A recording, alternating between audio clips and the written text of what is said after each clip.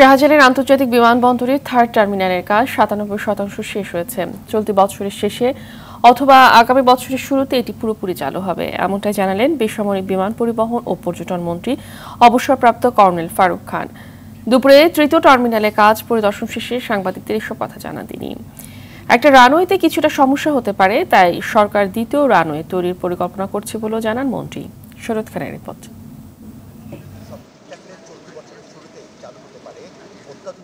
অব্যবস্থাপনা, ছোট অবকাঠামো আর অতিরিক্ত যাত্রী চাপে সেবা নিশ্চিতে ব্যর্থ হয় হযরত শাহজালাল আন্তর্জাতিক বিমানবন্দর কর্তৃপক্ষ।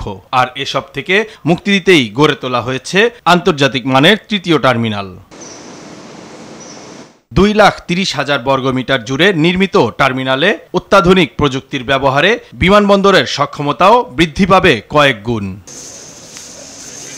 কাজের অগ্রগতি পরিদর্শনে যান বেসামরিক বিমান পরিবহন ও পর্যটন মন্ত্রী ফারুক খান। পুরো টার্মিনাল ঘুরে কাজের অগ্রগতি নিয়ে কথা বলেন তিনি।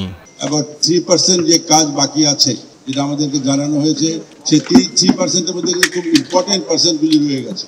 কোঅর্ডিনেশন, টেস্টিং এগুলি রয়ে গেছে। আমি আশা করি এখনো আমাদের যে সময় আছে এর মধ্যে এর সঙ্গে যারা জড়িত যারা সকলে মিলে এই কোঅর্ডিনেশন টেস্টিং এটা করবে। নতুন টার্মিনালের লাগেজ হ্যান্ডলিং নিয়ে এখনো কোনো সিদ্ধান্তে আসতে পারেনি কর্তৃপক্ষ। তবে জাপানের সঙ্গে যৌথ উদ্যোগ করার পরিকল্পনা নিয়ে এগোচ্ছে বিমান। লাগেজ হ্যান্ডলারের সঙ্গে আমাদের জয়েন্ট ভেঞ্চার হবে, এটা সিদ্ধান্ত হয়েছে, কিন্তু এখন পর্যন্ত জাপান আমাদেরকে বলেনি যে কার সাথে তারা করতে চায়। এটা তাদের হাতে আছে। আমরা আশা করি কিছুদিনের মধ্যে জাপান আমাদেরকে জানাবে।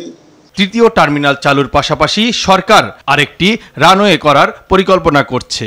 যে কোনো এয়ারপোর্টে 2 বা 3টা রানওয়ে থাকা স্বাভাবিক, যেহেতু ইতিমধ্যে আশেপাশে বিল্ডিং অনেক হয়ে গেছে, সুতরাং সেটা নিয়ে আমরাও চিন্তিত আছি কিভাবে সেটাকে ইমপ্লিমেন্ট করা যায়। তবে দ্বিতীয় রানওয়ের পরিকল্পনা আমাদের মাথায় আছে, আমরা চিন্তা ভাবনা করছি এখানে। বিমানবন্দরের তৃতীয় টার্মিনালে আধুনিক সেবা পাওয়ার অপেক্ষায় আকাশপথের যাত্রীরা। শরীয়ত খান, RTV, ঢাকা।